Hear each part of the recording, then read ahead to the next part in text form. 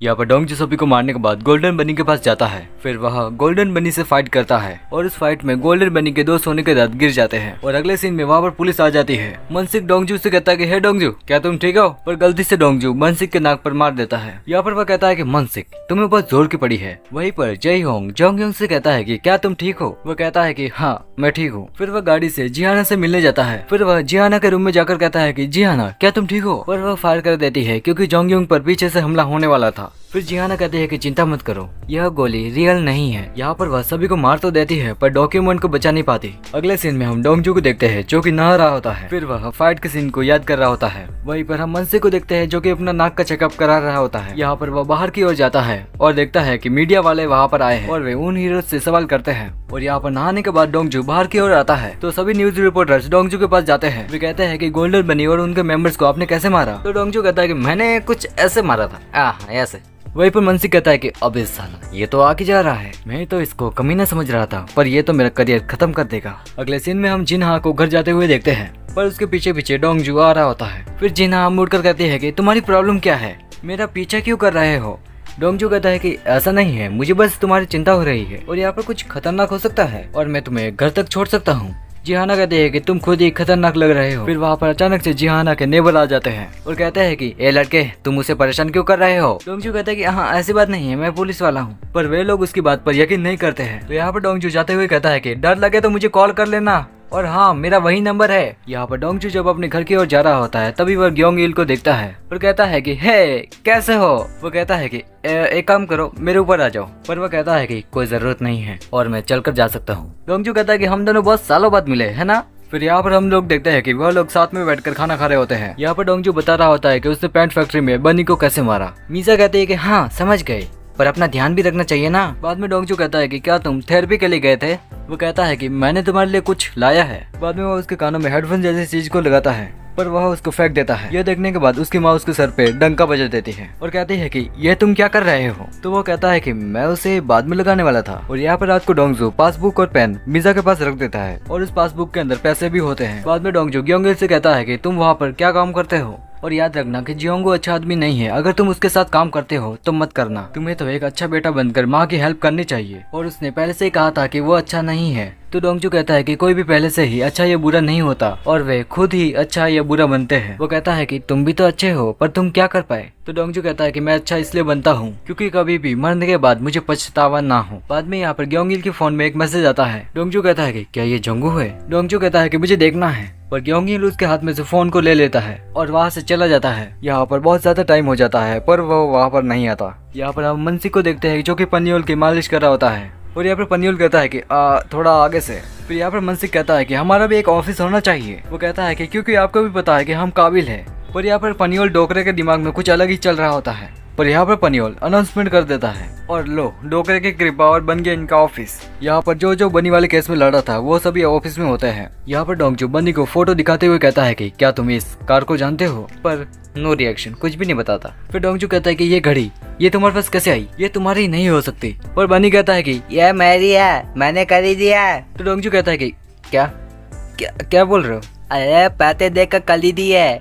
मनसिक कहता है कि क्या बोल रहे हो, गाड़ी के बारे में बताओ। फिर वहाँ पर कुछ पुलिस आते हैं और उसे वहाँ से ले जाते हैं। यहाँ पर मनसिक बाहर आकर कहता है कि ये क्या है? हम उसके साथ इन्वेस्टिगेशन कर रहे थे, ये सब करने की क्या जरूरत थी? वो कहता है कि ये मिस्टर पनियोल ने कहा है, अब से ये बनी वाला केस हम हैंडल करेंगे। वैसे भी पनियोल ने तुम्हारे लिए एक इम्पोर्टेंट काम चुना है और ये रहा इम्पोर्टेंट काम। कुछ नहीं करना है, बस एडवर्टाइज करना है, सभी को बताना है कि वे कितने पावरफुल और समझदार है। यहाँ पर जाबाज पनियोल दुश्मन को मारते हुए और इसके बारे में मनसिक को पहले से ही पता होता है। उसने डोंगजू से भी कहा था कि तुम आ रहे हो तो उसने साफ साफ मना कर दिया था। वो कहता है कि क्या कर सकते हैं, जिहाना तो साथ में आ ही रही है।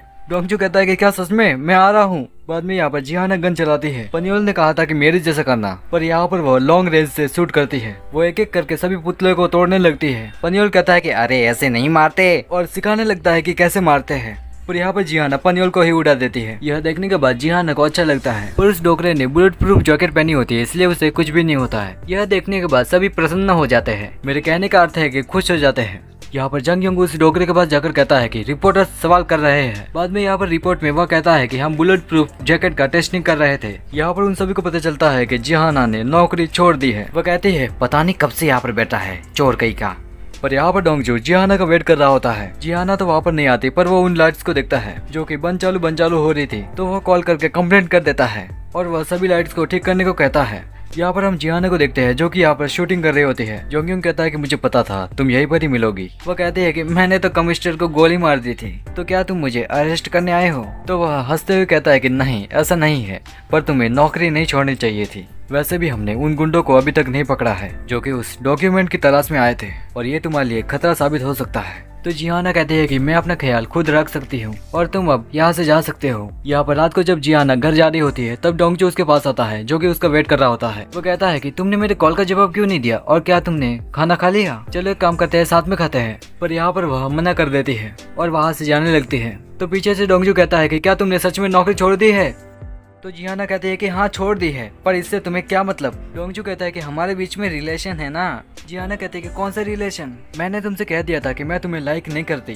डोंगजू कहता है कि तो क्या हुआ, मैं तो तुम्हें लाइक करता हूँ ना। वो कहता है कि कोई भी अपनी फीलिंग्स को कंट्रोल नहीं कर सकता, एक दिन तुम भी मुझे लाइक करोगी। वो कहती है कि क्या ये इतना आसान है? वो कहता है कि नहीं, पर तुम्हें लाइक करना आसान है। जियाना कहते हैं कि मैं तुम्हें लाइक नहीं करती, तो तुम यहाँ से जा सकते हो। तो वह सच में वहाँ से चला जाता है। तो जियाना उसे पलट कर देखती है और वह वहाँ से जा रहा होता है।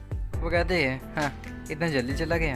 फिर वह एक डॉगी के साथ खेलने लगती है और वह डोंगजू को जाते हुए देखती है। फिर हम मनसी को देखते हैं जो कि डे उनके डिपार्टमेंट में आया होता है। वह देखता है कि सभी पुलिस रिपोर्टर्स के साथ बिजी है। वहीं पर एक कॉल आता है। कॉल में वह कहता है कि क्या तुम डेयुंग हो? तो वह भी हाँ बोलता है। यहाँ पर उसे बताया जाता है कि एक जगह पर गुंडे हैं, तो वह अपनी टीम को कार में वहीं पर ले जाता है। जियायुंग कहता है कि हमें बैकअप के लिए कॉल करनी चाहिए। तो मनसिक कहता है कि उसकी जरूरत नहीं है, मैंने पहले ही कर लिया है। डोंगजू कहता है कि क्या वह जियाना है? यहाँ पर जियाना जिनसू की फैमिली के पास गई होती है, पर जब वे देखते हैं तो वो जोंगयुंग होता है। यहाँ पर जोंगयुंग बताता है कि उन्हें कैसे बिल्डिंग के अंदर जाना है। डोंगजू कहता है कि हम तुम्हारा कहना क्यों माने, क्या तुम बॉस हो? तो यहाँ पर मनसिक डोंगजू को मारता है और कहता है कि ठीक से बात करो। और यहाँ पर जब वे बिल्डिंग के अंदर जाते हैं तब डोंगजू देखता है कि मनसिक बेहोश हो गया है और वह उसे उठाने की कोशिश करता है। यहाँ पर उसने चॉकलेट समझकर एक मेडिसिन को खा लिया था। फिर यहाँ पर डोंगजू उसे जोर की चापट मारता है, पर मनसिक को तो पनियोल दिखता है तो वह डर कर उठ जाता है और उसके कान पे काट कर भाग जाता है। उसी बिल्डिंग के अंदर कुछ गुंडे होते हैं। यहाँ पर वे गुंडे भाग जाते हैं। उनमें से एक गुंडा अपने बॉस को कॉल करके कहता है कि हमारे पास डॉक्यूमेंट है और कहता है कि जल्दी से हमें बचा लो। पर तभी वहाँ पर जोंगयुंग आता है और उसे मारता है। फिर यहाँ पर दोनों फाइट करते हैं। बाद में वह एक नुकीली चीज को पकड़ लेता है, पर गलती से वह मनसिक को लग जाता है और वह आदमी वहाँ से भाग जाता है। फिर यहाँ पर मनसिक को एम्बुलेंस में ले जाया जाता है। फिर यहाँ पर एम्बुलेंस आगे नहीं जा पाती क्योंकि आगे जाम लगा हुआ होता है। अगले सीन में हम मनसिक को देखते हैं जो कि हॉस्पिटल में होता है। मनसिक कहता है कि मैं यहाँ पर कैसे आया, तो डॉक्टर बताता है कि सब कुछ इसने किया है। बाद में यहाँ पर बताया जाता है कि कैसे वहाँ पर जाम लगा था, पर डोंगजू उसे ट्रॉली में हॉस्पिटल ले आया होता है। यह देखने के बाद मनसिक इमोशनल हो जाता है। यहाँ पर जोंगयुंग तलवारबाज होता है, पर वह अपने तलवार के दिनों को याद करता है और वह उन दिनों को याद करके खो सा जाता है। और यहाँ पर रात को जियाना जिनसू की फैमिली से मिलती है। वह कहती है कि ये सब सामान है, पर मैं डॉक्यूमेंट नहीं ला पाई और इसके लिए माफी मांगती है। तो वह रोते हुए कहती है कि कोई बात नहीं, ये तो है ना। यहाँ पर वह लड़का कहता है कि जिसने मेरे पापा के साथ ऐसा किया है उन्हें छोड़ना मत। अगले सीन में हम विलन को देखते हैं जिसका नाम जोंगयुंग होता है और उनके साथ जियोंगू भी होता है। वह कहता है कि सुनो, अब ये डूबती हुई नैया को तुम्हें ही पकड़ना है। तुम्हें ये बताना होगा कि तुम एक ट्रक ड्राइवर थे और तुमने नशे में जिनसू को मारा है। वो कहता है कि देखो, अगर तुम सच बोलोगे तो तुम्हें 10 साल की सजा होगी, तो तुम मेरी बात मानो क्योंकि ट्रक ड्राइवर को 3 साल की सजा होती है। यहाँ पर ग्योंगिल हाँ कर देता है। फिर वह न्यूज़पेपर में हमारे हीरो को देखता है, तो फिर वह उसे जला देता है। वो कहता है कि हे बॉस, अब तो हमारे पास डॉक्यूमेंट भी है, अब हम क्या करें? फिर वह हंसने लगता है और कहता है कि डॉक्यूमेंट लाने वाले को मार दो। फिर हम जियाना को देखते हैं जो कि घर के पास होती है। फिर वह देखते हैं कि वहाँ की सभी लाइट सही है, तो वो कहती है कि ये सब उस लड़के ने किया है, उसी ने ही फोन से कंप्लेंट की थी। फिर यहाँ पर वह डोंगजू को याद करने लगती है और यहाँ पर डोंगजू उठ जाता है।